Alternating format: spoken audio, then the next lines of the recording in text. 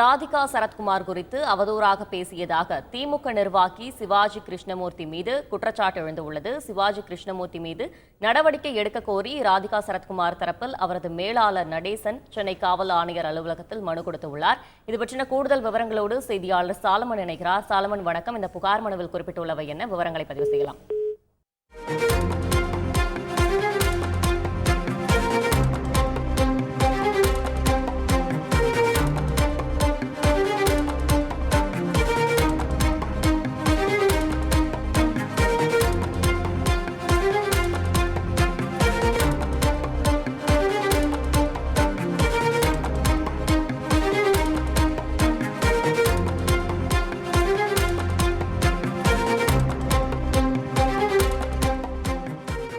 திமுக நிர்வாகி சிவாஜி கிருஷ்ணமூர்த்தி மீது ராதிகா சரத்குமார் தரப்பு புகார் அளிக்கப்பட்டுள்ளது. ராதிகா சரத்குமார் குறித்து அவதூறாக பேசியதாக திமுக நிர்வாகி சிவாஜி கிருஷ்ணமூர்த்தி மீது குற்றச்சாட்டு எழுந்துள்ளது. சிவாஜி கிருஷ்ணமூர்த்தி மீது நடவடிக்கை எடுக்க கோரி ராதிகா சரத்குமார் தரப்பில் அவரது மேலாளர் நடேசன் சென்னை காவல் ஆணையர் அலுவலகத்தில் புகார் மனு கொடுத்துள்ளார். காஞ்சிபுரத்தில் நடந்த பிரச்சார கூட்டத்தில் ராதிகா மற்றும் சரத்குமார் குறித்து சிவாஜி கிருஷ்ணமூர்த்தி அவதூறாக பேசியதால் சர்ச்சை எழுந்துள்ளது.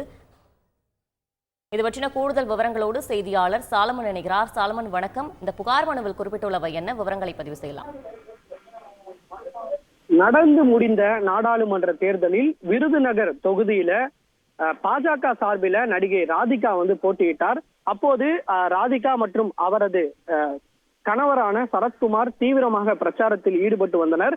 இந்த நிலையில கடந்த மாதம் 15ஆம் தேதி காஞ்சிபுரத்தில் திமுக கட்சியின் வேட்பாளரை செல்வத்தை ஆதரித்து திமுக பேச்சாளர் சிவாஜி மூர்த்தி பிரச்சாரத்தில் ஈடுபட்டார். அப்போது நடிகை ராதிகா மற்றும் அவரது கணவர் சரத்குமார் குறித்து மிகவும் இழிவான வார்த்தையை அவர் பேசியதாக கூறப்படுகிறது. இந்த வீடியோவானது தற்போது சமூக வலைதளங்கள்ல வைரலாகி பெரும் பரபரப்பை ஏற்படுத்திய நிலையில இது தொடர்பாக நடிகை ராதிகா தனது எக்ஸ் வலைதளத்துல இது குறிப்பிட்டு உடனடியாக ஸ்டாலின் மற்றும் அவரது உதயநிதி ஸ்டாலின் ஆகியோர் சிவாஜி கிருஷ்ணமூர்த்தி மீது நடவடிக்கை எடுக்க வேண்டும் என தனது எக்ஸ் வலைதளத்துல பதிவிட்டு இருந்தார். இந்த நிலையில நடிகை ராதிகாவின் அவரது மேலாளரான நடேசன் என்பவர் சென்னை காவல் ஆணையர் அலுவலகத்துல ஒரு புகார் ஒன்றை அளித்துள்ளார். குறிப்பாக திமுக பேச்சாளரான சிவாஜி கிருஷ்ணமூர்த்தி மீது தகுந்த நடவடிக்கை எடுக்க வேண்டும் என அந்த புகார்ல குறிப்பிடப்பட்டுள்ளது.